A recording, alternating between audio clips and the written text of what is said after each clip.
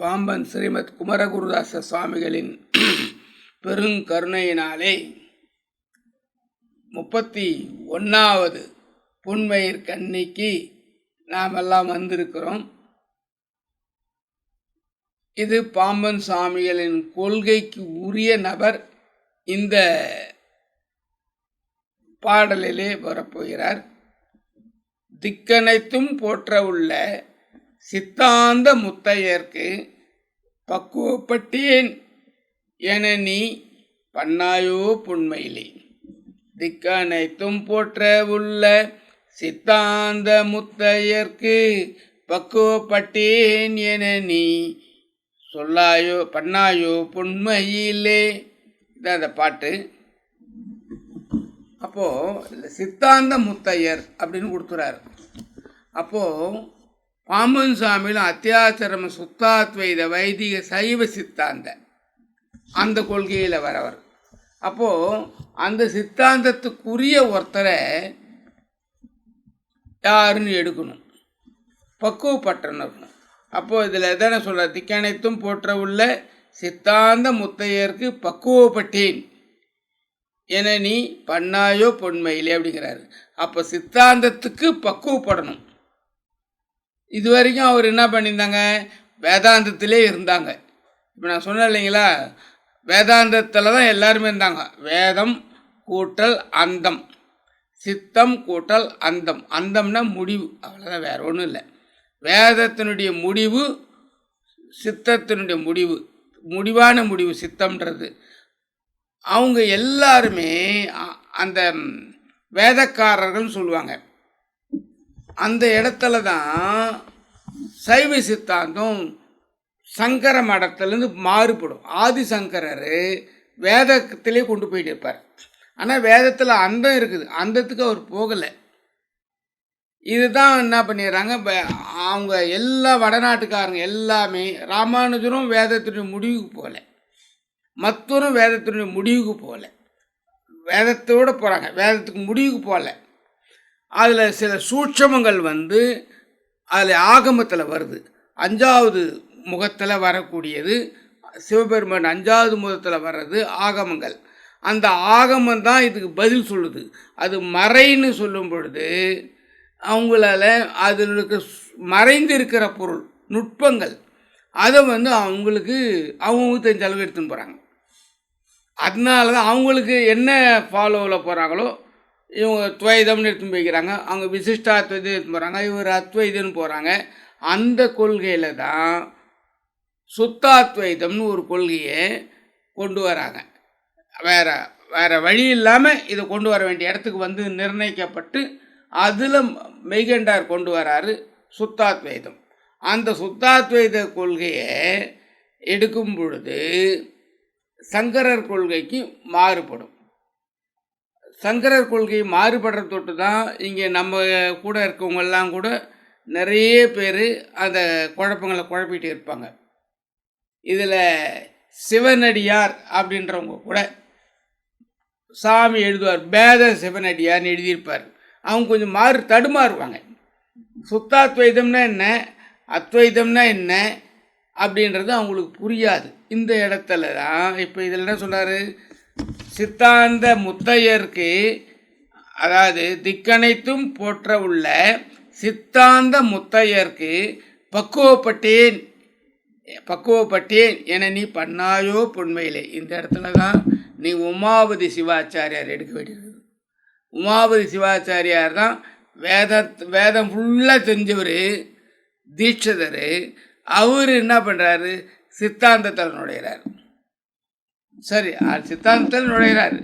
அதை எப்படி வரார், அதுதான் இதில் இப்போ இந்த பாட்டுக்கு பொருத்தமாக எப்படி வராரு பாருங்க.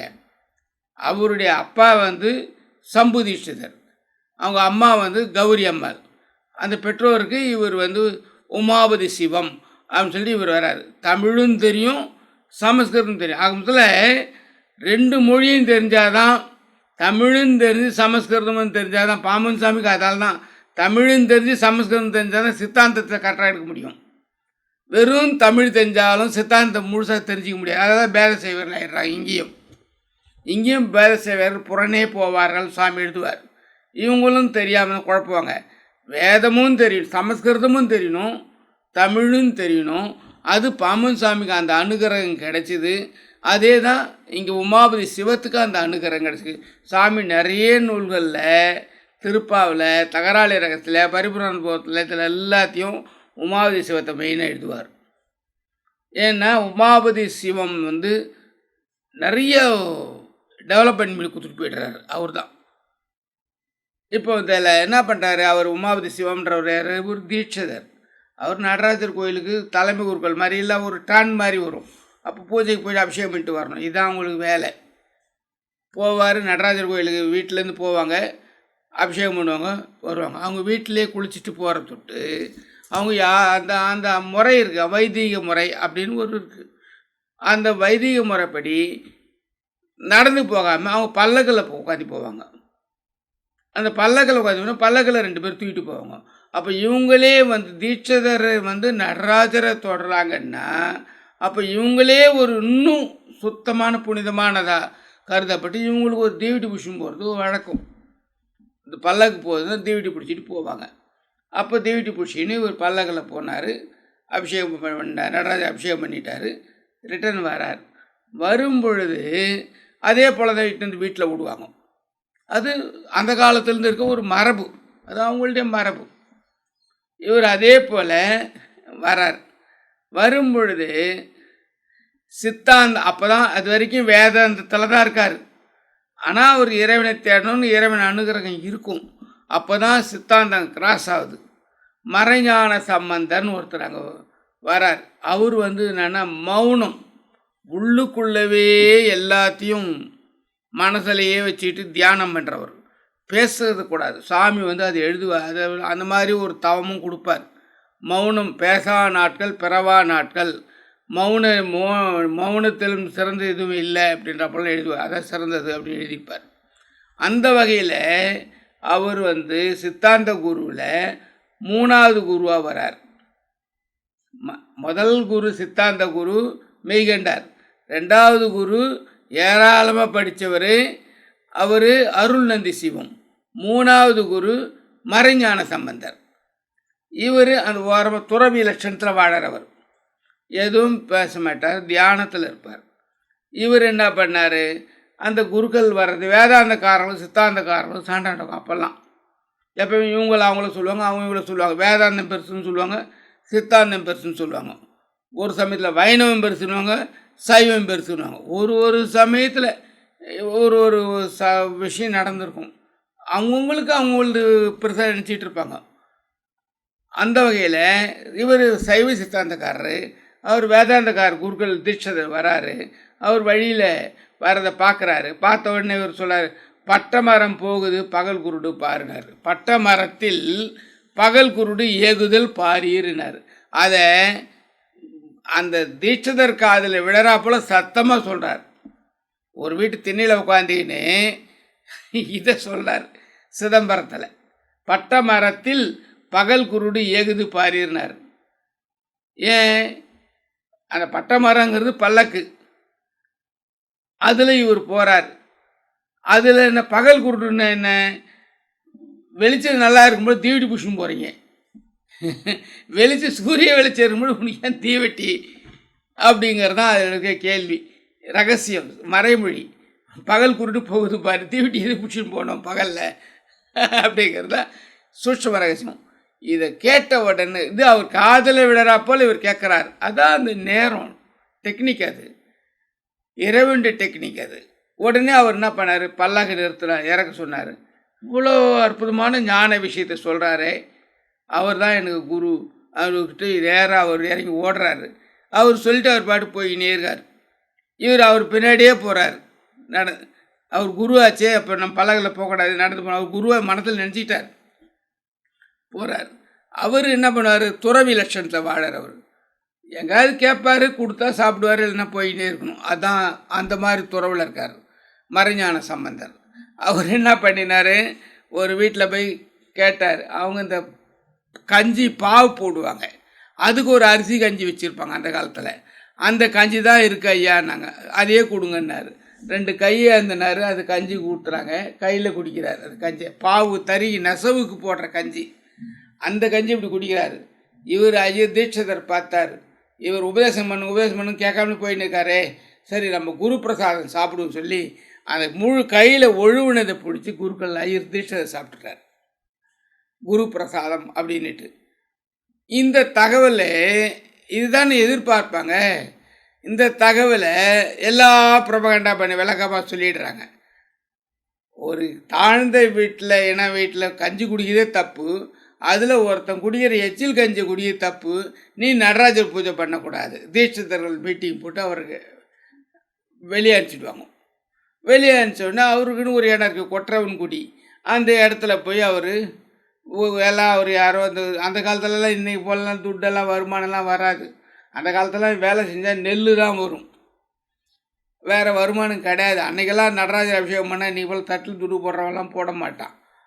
அன்றைக்கெல்லாம் அப்போ நெல் தான் வருமானம். யாரார் என்ன நீங்கள் முறையோ அன்றைக்கி சோழராஜா எந்த இடம் கொடுத்துருக்காங்கன்னா அது வர நெல் தான் தோட்டத்தை தான் சாப்பிட்டு வாழ்ந்துன்னு அந்த கோயிலை காப்பாற்றிருந்தாங்க. ஒருத்தரும் ஒரு ஐயரும் அன்னைக்கு நிலையில் அப்படி தான் வாழ்ந்தாங்க. இன்றைக்கும் கிராமங்களில் அப்படி தான் வாழ்ந்துன்னு இருக்காங்க எவ்வளோ ஐயருங்க. இங்கே ஒரு 100 கோயிலில் வேணா ஐயருங்க அந்த மாதிரி தட்டு காசு சம்பாதிச்சுன்னு இருக்கலாம். ஒரு 1000 கோயிலில் ஐயருங்க இன்றைக்கி வரையும் பூஜை பண்ணின்னு இருக்காங்க. அவங்கள எந்த காசும் கிடையாது. கோயிலில் சாமி முடியோடு வர மாட்டான். அவங்களுக்கு ஏதோ ஒரு கழனி கொடுப்பாங்க, அது கழனியில் வர்றதை வச்சு அவன் பிழைச்சிக்கணும். இன்றைக்கி வரைக்கும் அதுதான் நிலை. கோயில்கள் காப்பாற்றப்படும் நிலை இன்றைக்கு வரைக்கும் அந்த ஐயருங்களால் தான் நடந்துன்னு இருக்குது. இல்லைன்னா அந்த கோயில் அடையாள தினம் போயிட்டுருக்கோம். அந்த வகையில் இவருக்கு வருமானம் எல்லாம் கொற்றவன்குடியில் இருக்கும்போது இவர் ஒரு வீடு கட்டி ஓலை வீடு ஒரு கட்டி கொடுக்குறாங்க. இவருக்கு தெரிஞ்சவங்க வேண்டியவங்க அதில் கட்டி உட்காந்துருக்காரு. இவர் உட்காந்துட்டு அப்போ என்ன பண்ணுவார், அவர் சித்தாந்தத்தை கொஞ்சம் படிக்கணும்னு நினச்சி படிச்சுட்டு அதே சமயம் அவர் வேதத்தையும் விடாமல் அவர் வேவம் பண்ணின்னு இருக்கார். அவர் வேதத்தையும் விட முடியல, சித்தாந்தத்தையும் விட முடியல, ரெண்டும் பண்ணின்னு இருக்கார். ஓமம் பண்ணிட்டு இருக்கும்போது இந்த ஓமத்துக்கு விறகு எடுத்துன்னு கொடுக்குறோம் ஒருத்தர் இருக்கிறான். பெட்ரான் சாம்பான் அப்படின்னு அவன் பேர். அவன் விறகு எடுத்துன்னு கொடுப்பான். எங்கெங்கேருந்தோ இந்த விறகு வேணுன்ற அது விறகெல்லாம் அந்த ஓமத்துக்கு நீங்கள் பார்த்தீங்கன்னா ரொம்ப இதுவாக இருக்கும். இந்த மரம்னா இந்த மரம் தான் ஒரிஜினல் மரம். உண்மையிலேயே அந்த மூலிகையில் போட்டு உண்மையிலேயே அந்த ஓமத்தை பார்த்தீங்கன்னா, நான் அந்த மாதிரி ஓமங்களெல்லாம் வேலூர் பொற்கோயிலில் அம்மா சாமிகள் அவங்க பண்ணும்போது நான் அவங்க கூட இருந்து பார்த்துருக்குறேன். நியர்கிட்ட அருகில் இருந்து பார்த்துருக்குறேன். வேலூர் பொற்கோயில் சதீஷ்குமார் அவர் பேர். அவர் ஒரு அம்மா சாமிகள் ஆகிட்டார். பொற்கோயிலை கட்டினார். அவர் ஓமம் பண்ணுவார் பௌர்ணமியில். அந்த ஓமம் பண்ணும்பொழுது அதெல்லாம் நான் பார்த்துருக்கேன், பக்கத்தில் ரொம்ப நெருக்கத்தில். ஒரிஜினல் இந்த மரம்னா அந்த மரம் தான். இந்த சமுத்து ஓமம்னா ஓமம் அட்டகாசமாக இருக்கும். அந்த ஸ்மெல்லே வேறவாக இருக்கும். அந்த இடம் ஃபுல்லாக ஒரு வாசனை இருக்கும். அந்த இடம் ஃபுல்லாக ஒரு புகை வரும். பின்பக்கம் எரியும், முன்பக்கம் அந்த அம்மன் சிலை வரும். அம்மன் அப்படியே அம்மன் இருக்கும். அதை நான் நேச்சராக நான் வேலூரில் நான் பார்த்துருக்குறேன், அந்த மாதிரி ஓமங்களையும். அந்த மாதிரி இவரும் ஒரு நல்ல ஒரு அருளாளர் உமாபதி சிவாச்சாரியார். இவர் ஓமம் பண்ணுறதுக்கு ஒரு நல்ல ஒரு பக்திமான் கிடச்சிருப்பான். அவன் பேர் பெட்ரான் சாம்பான். அவன் தினம் இந்த மூலிகை விறகெல்லாம் இன்னும் கொடுப்பான். இந்த மூலிகையில் இந்த மாதிரி போடணும் அப்படின்னு ஒரு முறை வச்சு பண்ணுவாங்க. அந்த ஓமத்துக்கு அந்த சமுத்துக்கு பதிலாக மரமாகவே கொடுப்பாங்க. எடுத்து போட்டு அவர் ஓமம் வளர்த்திருக்கார். அவருடைய இடத்த டெவலப் பண்ணணும். நடராஜரை இங்கே ஆவாகனம் பண்ணி கொண்டு வரணும். நடராஜர் விதிமுறை பூஜை போகர்லேருந்து கொடுக்குறது. இப்போ ஏற்கனவே நான் உங்களை சொல்லியிருக்கிறேன். அந்த முன்னாடி ஒருத்தர் அந்த பன்னிரு திருமுறையில் ஒருத்தர் வந்தார் இல்லைங்க, சொன்ன இல்லைங்களா, 9வது திருமுறை. அந்த அந்த மாதிரி அருளாளர்கள் எல்லாமே மாதிரி வரும் பொழுது போகர்லேருந்து தான் வர முடியும். உபதேசம் பெற்றோ வழிமுறை காமிச்சியோ அதுக்குன்னு தனியாக பண்ணுவாங்க. அந்த நேதியை விடாமல் அவர் என்ன பண்ணுறாரு, வீட்டிலே நடுற சித்தாந்தப்படி இது வேதாந்தம்ன்றது நம்ம கோயிலுக்கு போகிறது, சிலைக்கு வழிபடுறது. சித்தாந்தங்கிறது நம்ம அங்கேருந்து வரவழைக்கிறது. நடராஜர் இவரே வர வச்சு இவரே அவர் இருக்கிற இடத்துல கொற்றவன்குடியிலே நடராஜ அபிஷேகம் பண்ணி ஓமம் வளர்த்தி பூஜை பண்ணியிருக்காரு.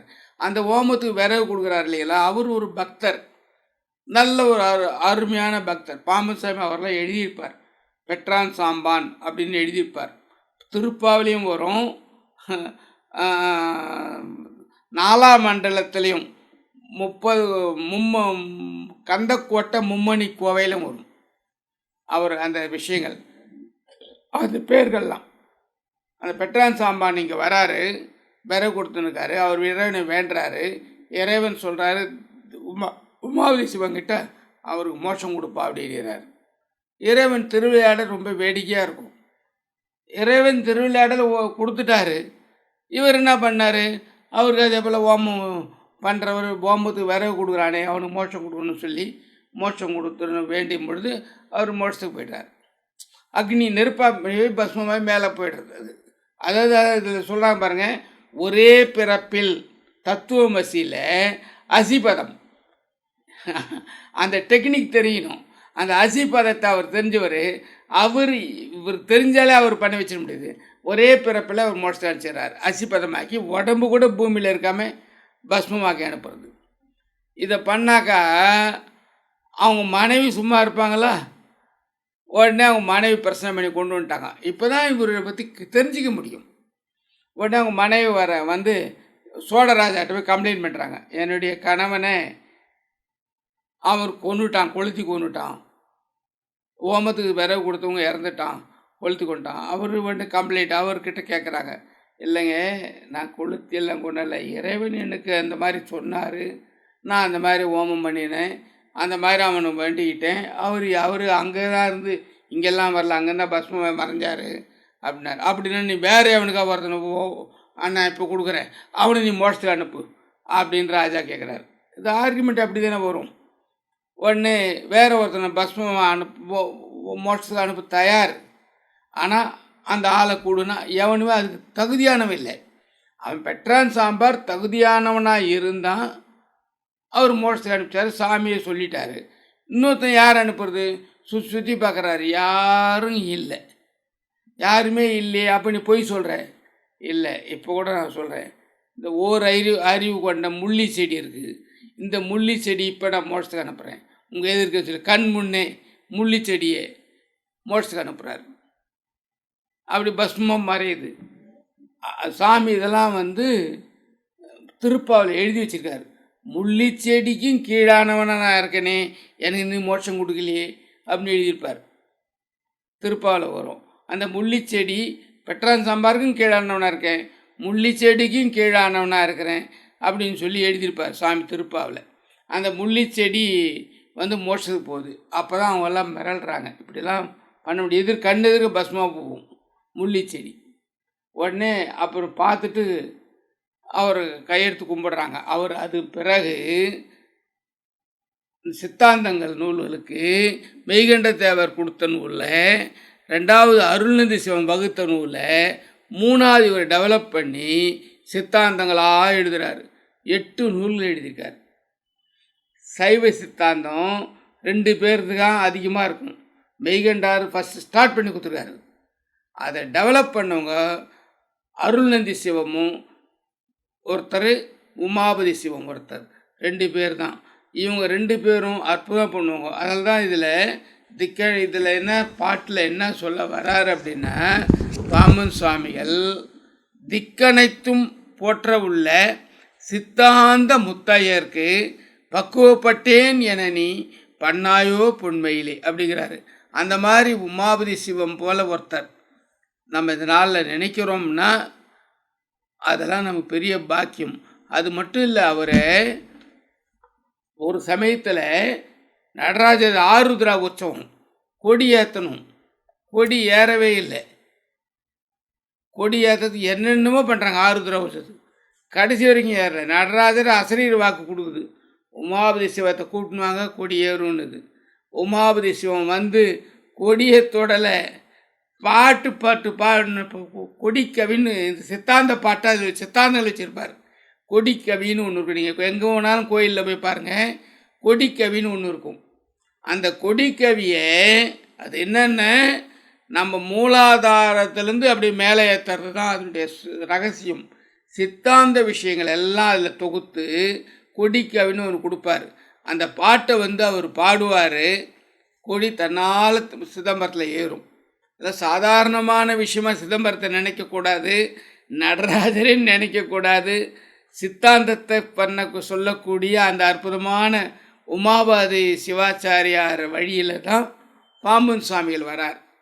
அதனால் பாம்பன் சுவாமிகள் எனக்கு சைவ சித்தாந்தம் முக்கியமானது, வேதாந்தம் முக்கியமானது, அது பன்னிரு திருமுறை முதன்மையானது, இதெல்லாம் சேர்த்து தான் நான் வரேன் அப்படின்னு சொல்லி சாமி அது இதெல்லாமே அவர் நூலில் என் கண்ணும் கருத்தும் நுழையாத நூல்களே இல்லை அப்படின்னு சாமி சொல்கிறார்.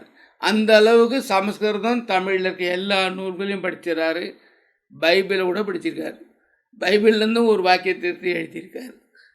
திருப்பாவில் வருது.